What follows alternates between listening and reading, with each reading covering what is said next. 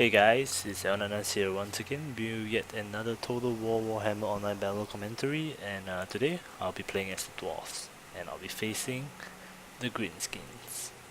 So a little bit about my build. I have 3 units of rangers over here. They are really cheap and pretty effective as well for how much they cost. And then I have 2 units of runesmith with all 3 runes, as well as the buff that gives 4 leadership and 8 melee attack. I also have some dwarf warriors with great weapons. I have 4 of them, and then I have 2 units of normal dwarf warriors and 2 units of these hammers, these guys, to dish out the damage. And yeah, I have Grombrindo, the white dwarf, as well, which will be releasing free on the 19th of January for those who do not have him. He's pretty strong. I also have a unit of artillery over here, the Goblobber, which is a grudge thrower. And they are pretty useful because my enemy brought artillery as well. He has a unit of Doom Diver catapults and 3 units of Orc Boys, and then I think 3 units of Black Orcs, 2 units of Black Orcs, 4 units of Orc Boys, and 2 units of Orc Arrow Boys, 1 unit of Orc Arrow Boys, and another unit of a Regiment of Renown, the Rusty Arrows. And he has Grimgore Ironhide over here, haven't seen him in a while, with a Orc Shaman right behind him, as well as I think 2 units of Goblin Big Boss on the spiders.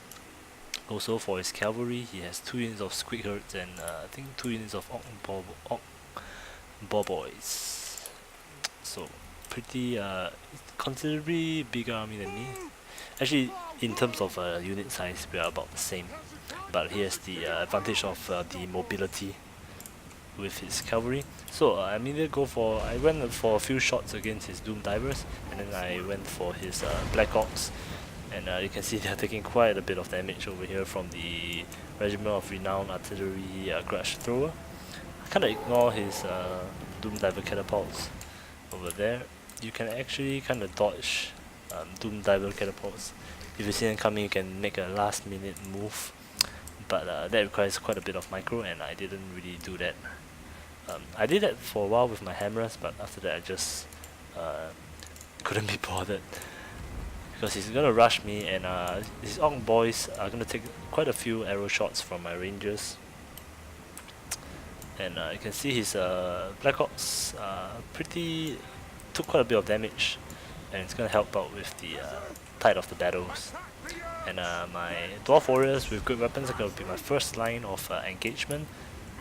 Pretty even ground over here. And then he's going to charge right through my lines. I'm going to hold Grombrindo behind the lines. I'm not going to use his ability yet. And both of the armies clash. Going to give you guys some slow motion footage. I know you guys like them.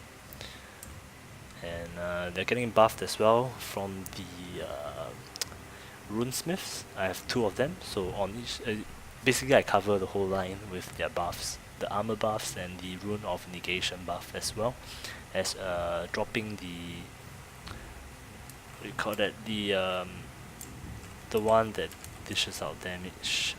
Hold on, let me see. Rune of Wrath and Ruin. Yep, that's it. And I'm gonna send them in to help out my main line. The main line is holding up pretty well, but then once again they are holding up against Orc Boys. But with the Orc Shaman buff and the big war that's gonna come in soon, my guys are gonna struggle a little bit. You can see I'm holding back my Dwarf Warriors to kind of stall his cavalry, as you guys can see. And because I had more more melee infantry than him, it actually allowed me to flank 1 unit of hammers right behind this left flank over here. You can see even though he is 2 to 1 outnumbering me, my Dwarf Warriors are holding out really well with the Rune of Negation. And I believe I drop the... oh, I haven't dropped it yet. I haven't dropped the debuff from Grombrindo.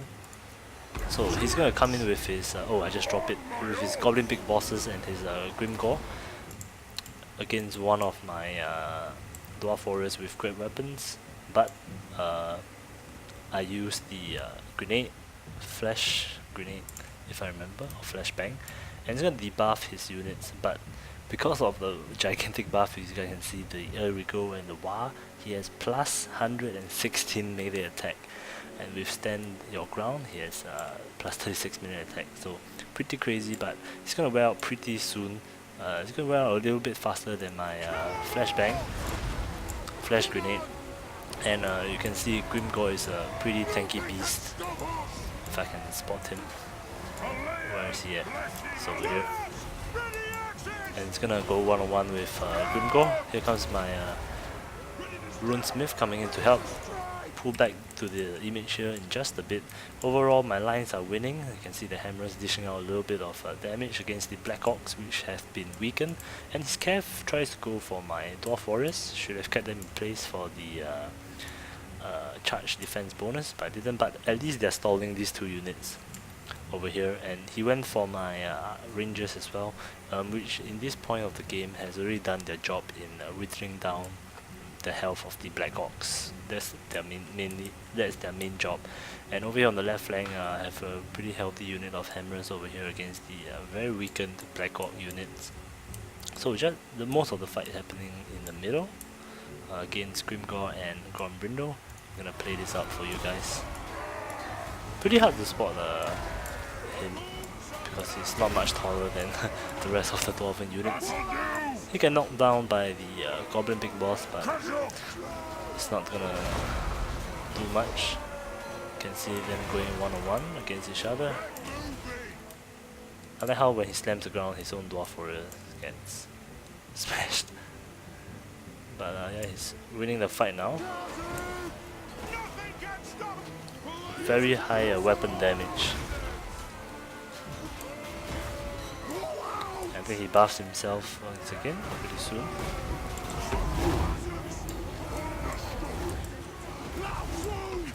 So I'm just constantly giving attack orders for Grombrindo against Grimgor, but as you can see he's trying to run away. And he's trying to come in for a charge. Over here. But it was stopped by my Dwarf Warriors. So now the fight is on. But you can see Grimgor losing because some of my what do you call that, Dwarf Warriors with great weapons are taking a toll on him, getting some pot shots. And Grimgor is just a beautiful unit, a beautiful general lord.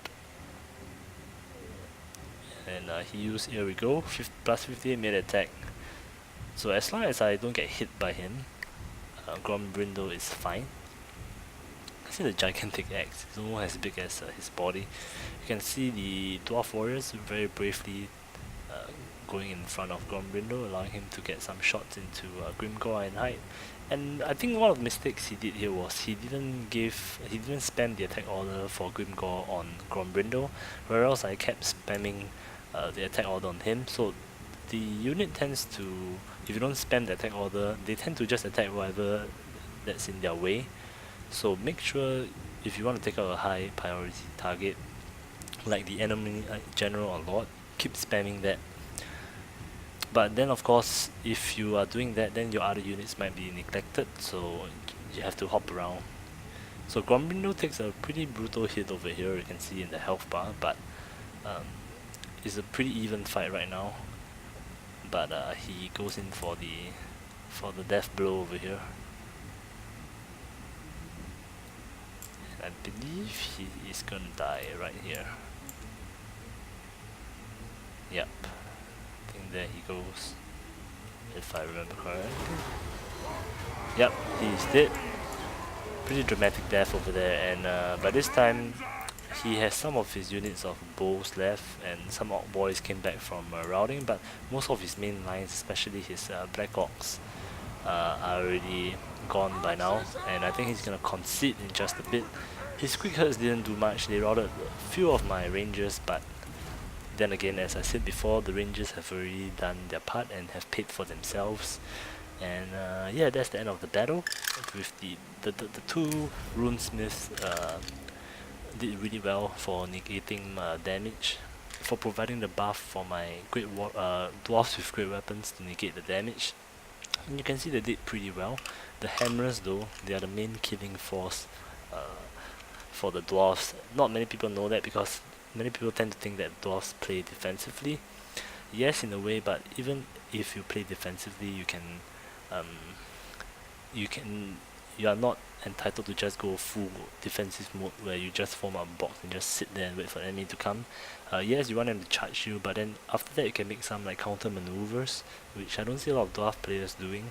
So be sure to have some units in the back line, since the dwarven army uh, units are so tanky. You don't really need to send all of them in at once. So make sure you have some reserve lines that you can maneuver and maybe flank your enemies. And also make sure you have some reserve troops to protect your archers, or at least buy them enough time so that they can dish out their damage, which is why I brought 2 units of normal dwarf warriors, just acting as a echelon unit. So yeah, hope you guys enjoyed this battle, and be sure to subscribe if you like what you see, and there'll be many more videos to come. So take care guys, see you next time, bye.